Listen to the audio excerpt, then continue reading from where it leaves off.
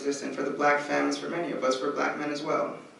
So I think that for me is that intergenerational trauma and giving space for the elders to be paid, to be able to have that space and be honored like that.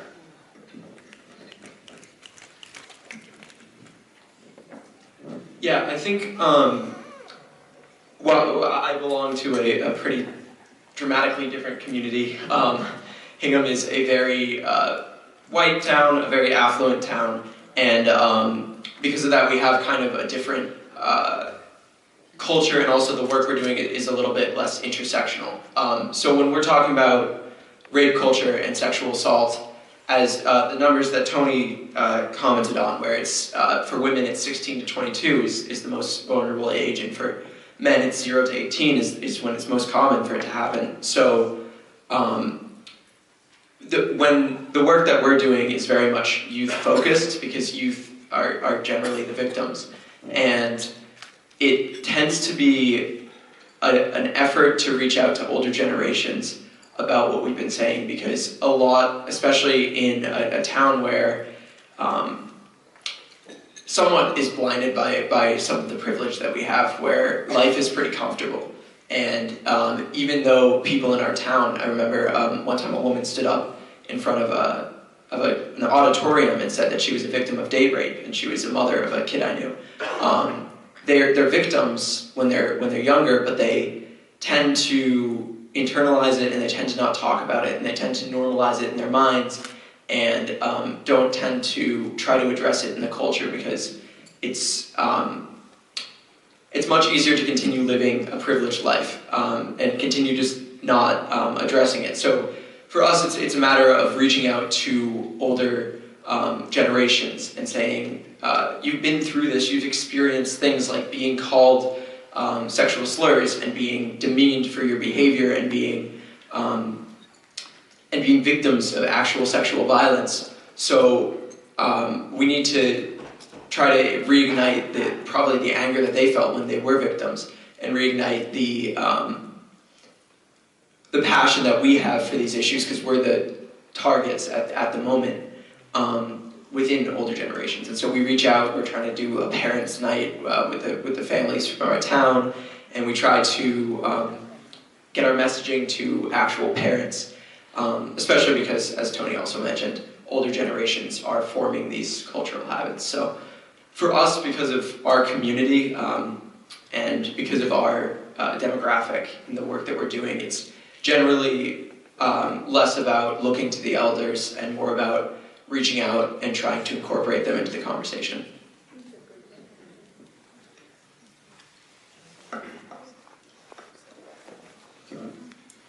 I mean, I think from my perspective, obviously, hey, hang on, Plymouth. Yeah. I grew up in a really similar demographic area, and so I think the work, personally for me has been a long journey, and also continues to be a journey to figure out how individually I can be walking the path of being as intersectional as possible in my personal work and personal growth towards justice, as well as the work that I lead in our agency. And I think I loved what you said, Nikki, about this sort of panel, which is how do we turn the dial, right? And how do we keep moving forward to really not only be thinking about intergenerational, right, but intersectional at all aspects of the work. How do we centralize marginalized voices? How do we centralize marginalized experiences to really lead the work? Because as Tony said, if we're centralizing that experience, everybody benefits with the work that comes from that. So that's a lot of what I think about as humans walking through the world, and also as leaders in an agency, that that is how we need to centralize our work. Looking around the room, we have in our guidelines that we have in a lot of our trainings, we have what we call a borrowed term from another educator, radical preemptive inclusion, which is that no matter what space you're in, there's an expectation that you are talking to all of the people and all of the identities that you're speaking about. I think about that when I talk about when we do survivor trainings, we talk about people who've experienced violence. I know every room I walk into, people have had the experience of violence, both as folks experiencing the violence, as folks that might have perpetrated or contributed to violence, and as folks who have witnessed violence. And I think of that a lot also when I think about identity. And if you find yourself in a room in which you cannot hold the belief that you're talking to a wealth of identity, then you might want to find a way to change rooms or to be in a space and to be more welcoming in a space where everyone feels welcome.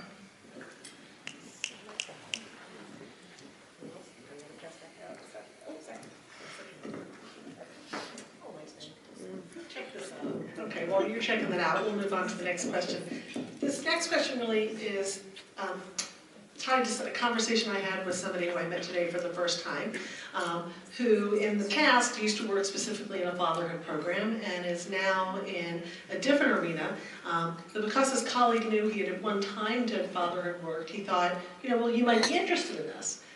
And then at some point the light bulb goes off and goes, wait a minute, why aren't I doing the fatherhood work? That same kind of the concepts, the messaging of it, where I am now. Right? How do we bring this together?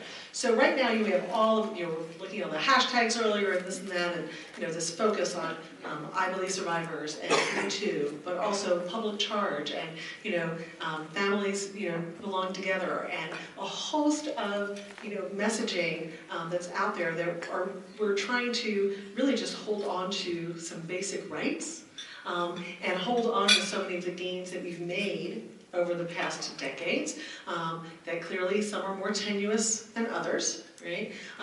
But what the question is, how do each of you, where do you find those opportunities where you can bring the concepts and the construct and the beliefs, the values of our conversation here around reimagining manhood into these other conversations as well, so that we're not siloing it. It's like, over here I'm talking about gender-based violence, done.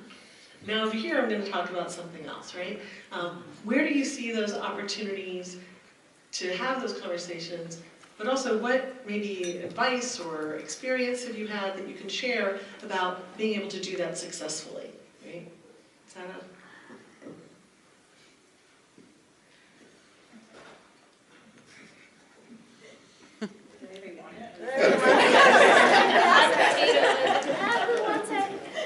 So in the earlier days of our work, we would, we would go into spaces and we were solely talking about domestic violence and sexual assault prevention. And that really, we began to see how it was limiting us. We weren't really getting to any kind of critical mass of men. Because most men are not going to come into those spaces for one or two reasons. One, they're perpetrating the violence, they don't want to be in the space. Two, going into the space would lead to the assumption that you're perpetrating the violence, so you don't want to go into the space.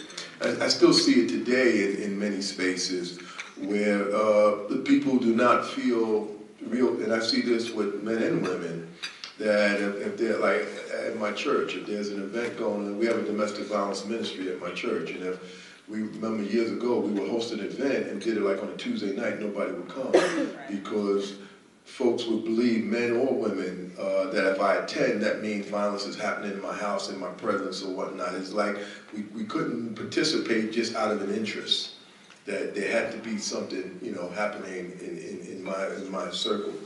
So we found that when working with men, that if we just solely spoke about domestic sexual violence prevention, that we would be limited in the audience. It'd be that preaching to the choir, it'd be the same 10 guys every place we go. So we began to talk about healthy manhood, as I mentioned in the presentation, that when we talked about healthy manhood, it opened doors in all spaces. We find ourselves at times talking about healthy manhood and never mention domestic or sexual violence prevention, but we know when we're talking about healthy manhood, we're doing domestic and sexual violence prevention. So it was really crafting our message, just around, and it wasn't many places that we couldn't get into with a group of men to talk about being good men. But those same places we wouldn't get into if we went in saying we want to talk about domestic violence. And we had to make that switch, and for us, and initially it felt like, maybe, like a blow down integrity or whatever, and that we shouldn't do that. But we realized it was really a strategy that would make us effective. So that's just one thing. I remember at the beginning of the day, anyone who is part of a domestic or sexual violence agency raised their hand, right? And there's like a bunch of us all in here. And I bet that for many people in the room it's similar, but you can't put the work down when you leave. You have right now I have 3 Facebook messages of people asking me for advice about how they should handle something in their personal life. And so I feel like this isn't the sort of work that you do from 9 to 5 or 2 to 9 or overnights or whatever you do to do this sort of work. And I think that goes not just for sexual and domestic violence intervention and support, but I think it also goes for engaging folks towards the prevention of violence in our community.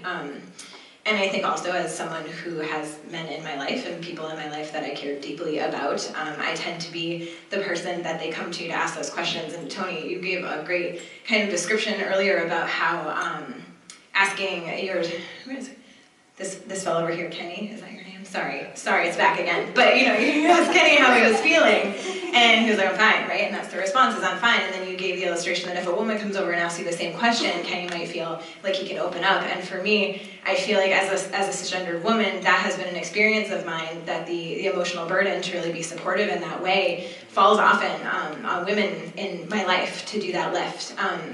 And so when I talk with men, I feel like I get a few different responses, and some of that is gratefulness to be able to be there and be authentic and be in an emotional place with other men, or also when I'm having these conversations, I think that I'm heard less because I don't share the same identity of gender. And so I think it's a dual experience of mine across my personal life engaging people in our community towards this work, but I also feel like in my professional life it works the same. So I think it's just like an interesting dynamic, and I think a model in which we are all in community together and are able to share experience in a community space is really, really effective, as we're able to broaden people's experience and have models of men really not only working towards the healing of other men, but also men being able to really hold one another accountable to like the cultural shifts that we really need to happen, not the accountability that Tony spoke about in terms of law enforcement and criminal justice, because there's some work to do there, but I think just generally our cultural norms about what behavior is acceptable. Could we add on this? About 10, 15 years ago, I don't think that we were actually having these conversations, or we were having those conversations if you were doing the work. But people, can you hear me? Yeah? Okay.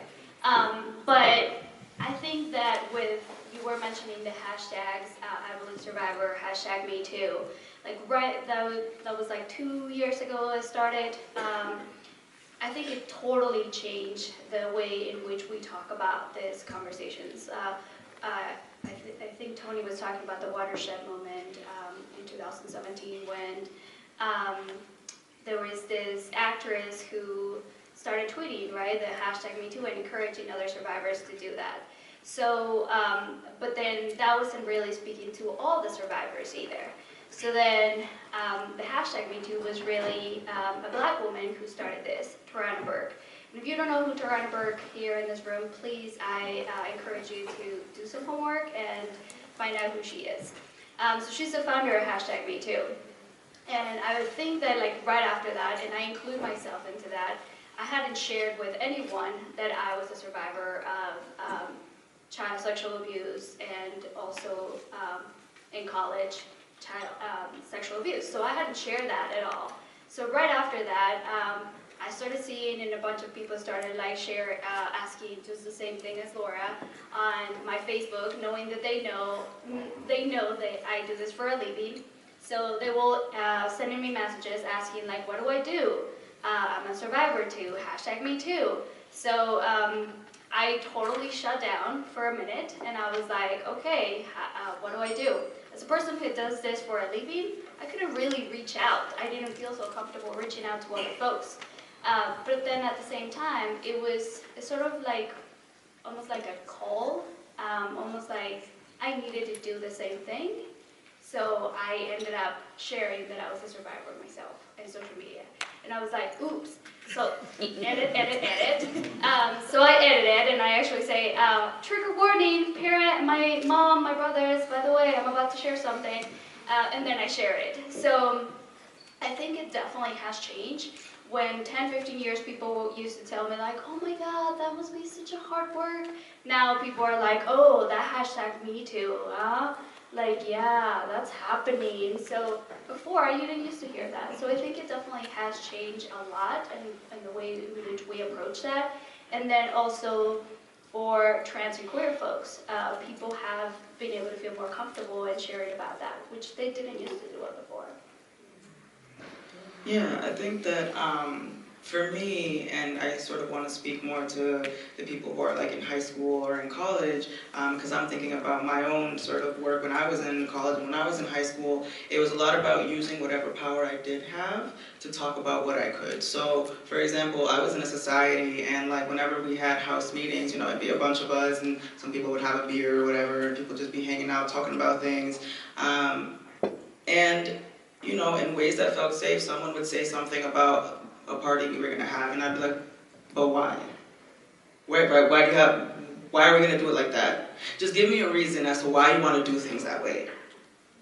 Right? And when you start to open up these spaces, and obviously I think that it's important that they are, it is done in a way that is comfortable and relevant, because ways that I brought up that conversation in my society are very different from ways that I brought it up with my friends in Lawrence who are black, like cisgender heterosexual men, right? When we're all sitting around hanging out, that's a very different kind of conversation, right? And the way that I like might call them out or call them in would be like, yo, bro, but why? You know, what are you doing, right? And you know, you have like a certain way of speaking to certain people, and I think that staying within that context is really helpful to actually doing the work on an interpersonal level, because it's not sitting down, like, right, if me and my boys are sitting down and hanging out on a Friday night, I'm not gonna sit down and be like, all right, let me pull up my PowerPoint on why gender is a construct, and like why all of this doesn't make any sense, right? I mean, like, I could, they probably would never wanna hang out with me again, right? And like, I like hanging out with them, even though they kind of suck sometimes, right? So like, how then do we push them and push people in our lives to be better on a daily basis in a way that we still show them that love and compassion that we care about them? Because I think that in doing like that love and that compassion is really key. And to speak to what Laura was saying earlier, unfortunately, it often falls on the burden of femmes and trans and queer folks to do that labor, right? And I don't want to call homeboy Gus out here, but, you know, like when we're talking about your girlfriend and why you really care about her, oftentimes that's a lot of the replies you'll hear from people, like, you know, she really holds me up, man, like, she's really my rock, like, yo, you know, that, like, that's, you know, that's wifey, right? So, it's expected that they do that labor. It's almost like when black femmes and like black trans folks, it's an expectation that we sacrifice for love. We sacrifice and we go through pain to find that. And then we have to hold love for the people that are committing these violences to us throughout that whole process. And then maybe when like we're 60, we can be hanging out on the porch and I can like tolerate your presence more. Right. Maybe. I don't know. So I think that like all of that is really important, and to just hold all of that in mind. And statistically, women actually, when women and men get married, women's life expectancy drops, and men will actually outlive their partners, right? So I think that that just goes also to tell a lot about like what the expectations are and what exactly that is called, right? Emotional labor. People think that talking someone through their racism, their transphobia, their cis-sexism is like just an easy little conversation. That's a moment of vulnerability in which someone can cause you immense harm. You know, and for me, like as Deanna was saying, in college, my junior year of college, I came out on Facebook, I used my voice, I told everyone I was a survivor, and I outed both of my perpetrators. And they happened to be the captain of the football team and the captain of the track team. And when I tell you that I lost every single friend that I had, from all, I was one of those like social butterflies, right? Like I was, in my school it was like cool to be queer, so everybody knew me because I was like that gay black kid and like everybody thought it was really cool. People wouldn't look at me, people wouldn't talk to me, right? I graduated college with like 3 friends because no one wanted to talk to me, right? So in that space, I then started to do the work even more because after being vocal, I realized that no one, as much as everybody was talking about the work and social justice and wanting to end racism, there was no space for me. Right, so I had to make space for myself. So my then question to you, to many of the cisgender, heterosexual folks, is how do you make space for people like me in your lives? Right, because even cis women, you're not exempt from this in the ways that you perpetrate transphobia, saying even things like, oh, well, she looks like a man, or like, you know, you need to do your eyebrows a little more because they're a little bushy. You know what I'm saying? These little minuscule ways that we need to be very critical of how we engage with the world, because even those little things are violence to, like Tony was saying, the most marginalized of marginalized. And what you're saying is it's not okay to look like that, or it's not okay to be like that, right? And I'm walking out here with my beard and people looking at my chest and they get real confused. So how then do you make space for people that look like and act like and talk like me? Deep.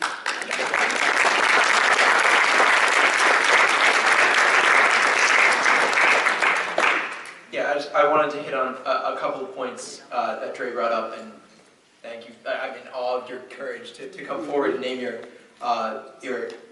attackers. But in terms of, you talked about using the power that you have in every situation to try to bring men and boys into this conversation.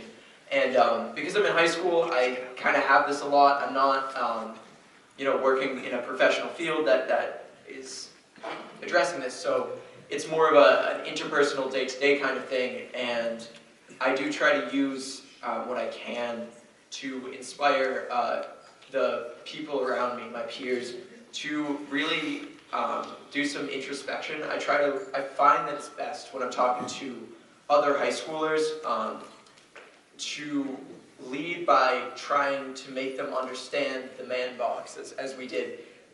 Because if you can't really acknowledge the emotions of yourself and you can't acknowledge your own vulnerabilities and your own limitations, it's really hard to have the empathy for more marginalized groups and for women. Because if you can't understand that you have an inherent desire for self-autonomy, it's pretty hard for you to recognize in a woman that when she's raped, she's being robbed of her own self-autonomy, and that if you are perpetrating that or allowing that to happen, you are, you're bridging something that's deeply rooted in yourself and deeply rooted in others.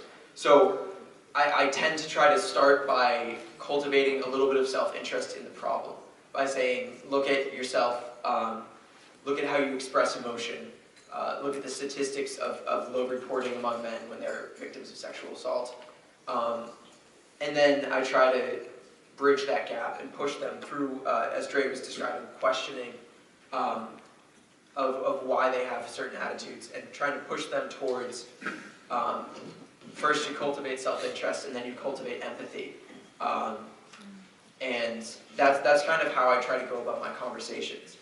And I wish I could speak more to the intersectionality, and it's something that I strive to do, and it's really hard to do when you're in such an insular community, to try to make space for other voices. But what we've tried to do a lot is my club is trying to work with the Gay Straight Alliance at our school and trying to look at where there's intersection, and that's at least a good start. So, but yeah, I believe in the best way to message to high schoolers and to your peers, especially we have other high schoolers here. If you need to continue the conversation beyond this room, it's letting them understand that they are in a box, and then letting them understand, and if they can acknowledge that their own emotions